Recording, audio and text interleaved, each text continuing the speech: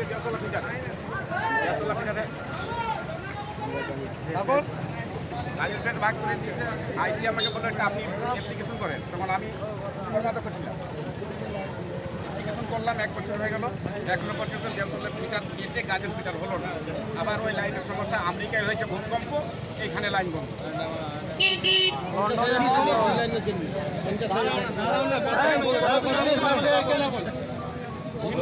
কি হবে শুনে নাও আগে।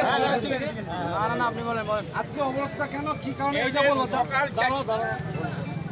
এটা কোথায়? এটা 136 টান। কি হয়েছে? সকাল 4টা থেকে এই পর্যন্ত লাইন এই যে মাদ্রাসাগুলা পরীক্ষা চলছে, পানীয় জল নাই, কত সমস্যায় ভুগছে। এই জন্য সব গ্রামবাসীরা এই জামটা করে। মাঝে মধ্যে এরকম হয়? মাঝে মধ্যেও এরকম হয়, একটু বৃষ্টি হলেই লাইন বন্ধ। কি জন্য হয়? যে দেড়তলা ফিটারের জন্য আমরা প্রবলেমে থাকছি। দেড়তলা ফিটার কি হয়? লাইন 3 ঘন্টা নাই, গতকালকে 4 ঘন্টা নাই। লাইনে আপনার কি সমস্যা হচ্ছে? পানীয় জলের সমস্যা হচ্ছে। বাড়িতে পাংখা চলছে না, সেটাতে অসুবিধা হচ্ছে। কখন থেকে অবরোধ করছে? প্রায় আমরা 15টা থেকে অবরোধ করি। আপনার নাম? নূর আহমেদ। নূর আহমেদ মমিন। আর কে বলবেন? দাদা এটা কোথায়? অ্যাম্বুলেন্সটা চলে যায়।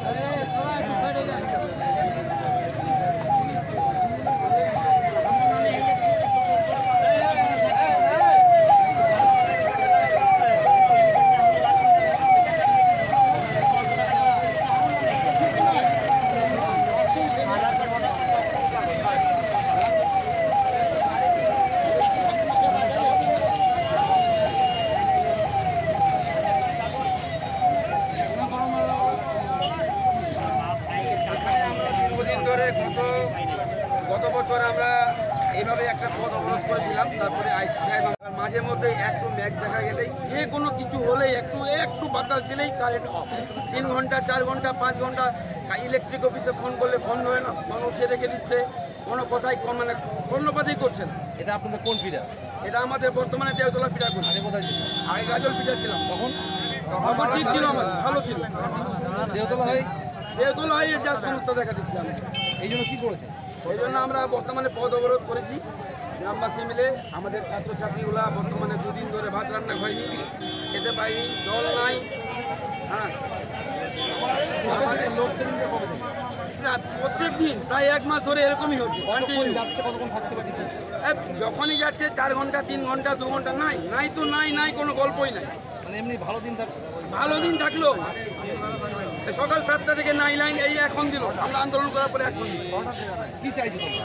আমরা বর্তমানে গাজল ফিডারের সাথে লাইনটাকে যুক্ত করার জন্য আবেদন করছি, এটাই আমাদের দাবি। যদি না করলে আমরা এরপরে আরো বৃহত্তর আন্দোলনে নামতে বাধ্য হব। বাসুদা কই কিনা কথা মানুষ লাইন পায় না, ফোন করছে।